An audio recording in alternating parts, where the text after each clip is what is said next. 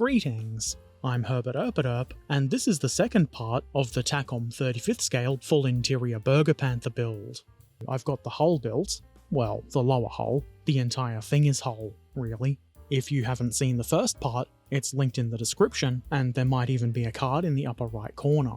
Go check that out. I'll see you in 5 hours. Anyway, today I'm going to build the tracks. I've chosen to do this as its own separate video, just to make life a bit easier for editing Herbert. The tracks in this kit, if you didn't see the what's in the box video, which is also linked in the description and you should go and watch it, are link and length. We also need to attach the guide horns. At first glance, this might seem like a daunting task, but it really isn't, at least if you do it properly. The sprues that have all the guide horns on them also work as a kind of jig. I guess it isn't really a jig, I don't know what you would call it. The important thing is that it holds all of the horns at exactly the right distance apart. That way you can just glue the entire length of guide horns onto the tracks as one piece. Once it's bonded into place, you cut the unnecessary sprue bits away. I think it's a pretty good idea. Not quite as good as having the horns molded into the track lengths, but it is much better than trying to glue every single horn on one at a time, and for the most part it works pretty well.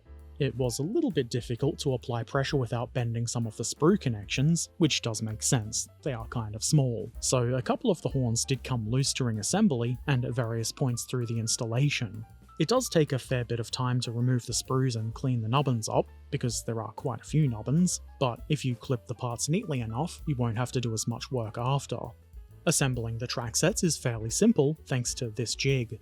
You can probably see here that I've knocked a couple of guide horns off this piece. It is a bit annoying, but you can just glue them back on. You can also see that I've stuck this onto the jig with blue tack. There are some little guide nubbins that tell you where the lengths of track should sit on the jig, but they won't just stay there. I found blue tacking the top length into place just made life a whole lot easier.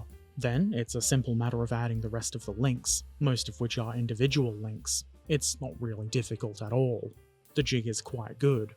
The only problem with it is that plastic cement will bond it to the links. I tested it just to be sure. No big deal though, it really just means you've got to be careful when applying the cement. I mostly applied it on the edge away from the jig and on top. Once it's bonded and you take the tracks off the jig, you can add some more glue to give it more strength. I did say it's a pretty simple process, and it is, but it is also a fairly time-consuming one. At least if you're doing it carefully, which means not rushing, which in turn means going slow. I did this over a few sessions. This isn't the kind of thing I like to sit down and spend hours and hours doing in one go.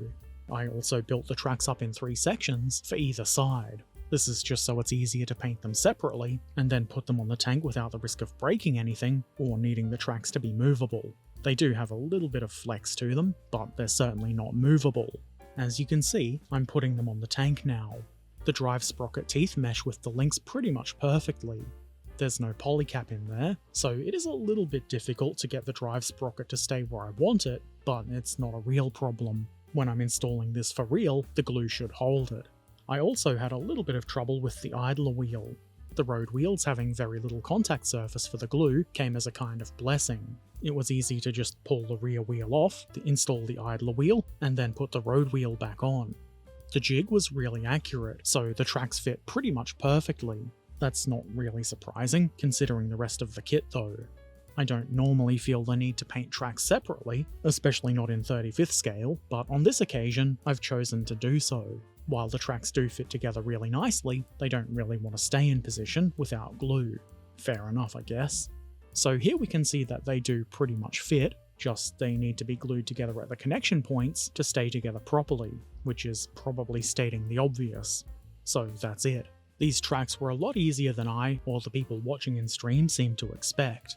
That's partly down to the jig being very good, and also the parts being really neatly molded, so they go together with no fighting. The only problem is a couple of the guide horns were knocked out of place and had to be glued on. I think they're really nice looking tracks, and they should look even nicer when they're painted. Definitely better than rubber band tracks would look. The rest of the build video will be along soonish. At this point the build is pretty much completed, so it's all on editing Herbert now. So if you want to see it faster, you'll have to figure out how to bribe editing Herbert. Anyway, if you've got any questions or comments, feel free to put them in the comments section below. If you'd like to watch me build kits like this one live, I stream modelling a couple of times a week both here on YouTube and over on Twitch. There's a link in the description. Subscribe if you want to see more of this kind of thing, share it with anybody you think might find it helpful, and if you really like what I do, or you want to bribe editing Herbert, consider supporting on Patreon or Ko-fi. You can find links to those in the description too.